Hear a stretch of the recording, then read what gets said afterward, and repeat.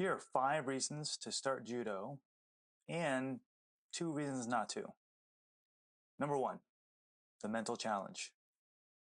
One of my main mantras in life is to be a lifelong learner. We establish new neural pathways when we learn new things. For example, Chris Hemsworth learned to play the drums to challenge his own brain. A lot of work to do.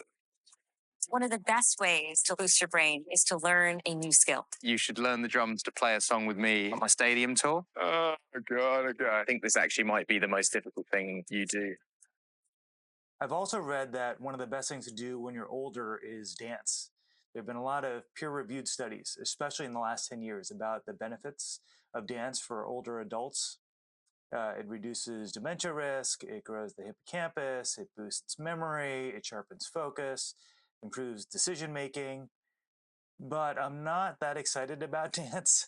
So I figure learning a new martial art, which also includes similar aspects of body movement, coordination, and improvisation would be pretty close. And I figured it'd be more fun and align with my interests a little bit better. Number 2, role modeling. I want to be an example to my sons that no matter your age, whether you're 30, 40, 50, you should always be learning. And I want to not just talk the talk, but walk the walk of being a lifelong learner. I want them in 10, 20, 30 years to look back and said, hey, my dad was 50 and he was a white belt and he decided to pursue a journey in judo to challenge himself. It's okay to start off sucking at something and you get better through perseverance and struggle. My older son, last summer, we were playing pickleball with my brothers, and he was getting super frustrated at himself because he was making errors and losing points. And afterwards, he wanted to play something he was good at, something that he was more naturally talented at, better. And the conversation in the car I had with him was, you got to take the growth mindset. There's the book, The Growth Mindset by Carol Dweck.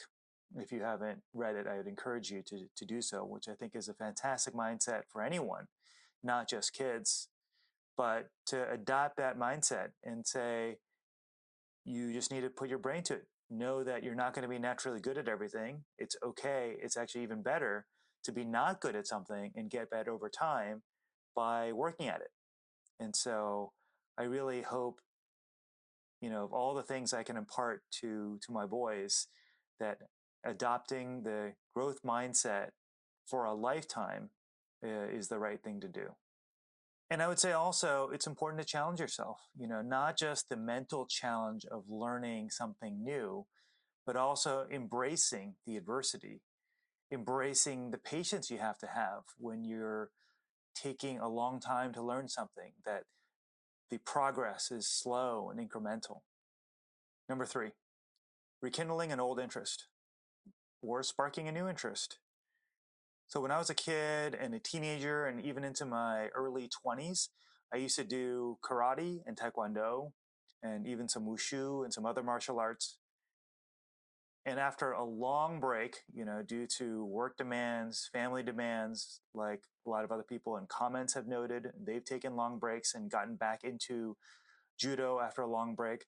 I myself always wanted to get back into martial arts at some point, but I didn't have the same flexibility for taekwondo and karate.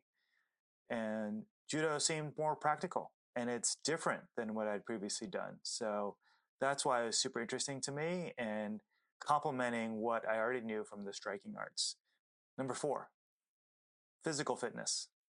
It actually wasn't one of my reasons to get into judo because I was already exercising very regularly, 6 days a week before I started judo. But it's certainly a reason. You're moving dynamically, you're improving your balance, you're working muscles you haven't worked out in a long time. And I have classmates that were much bigger, and by committing to judo, they've slimmed down 15 to 20 pounds, 8 to 10 kilograms. And this interesting thing for those that are already fit and do work out, kind of like the bucket that I was in, I realized this interesting side benefit. Due to injuries, for me, it's the Achilles, the calf, all kinds of things. I haven't been able to run as often and certainly not as fast as I did even a year or 2 years ago, because I can't do it as regularly. And I just have to accept that over time, my peak fitness, my running speed, my biking speed, my swim speed inevitably will decline over time, unless you're just getting going, unless you're just starting out and picking those up. But over the long haul, you will eventually not be as fast as you used to be. But in martial arts, once you're a green belt, a brown belt, a black belt, you don't regress. You don't stop being a brown belt or black belt. No one can ever take that away from you. You've acquired those skills over time, and that's a fantastic thing. Number 5, community and camaraderie. If you've done a lot of reading on happiness, you'll hear that happiness is often tied to relationships. It's a big factor. It's a community.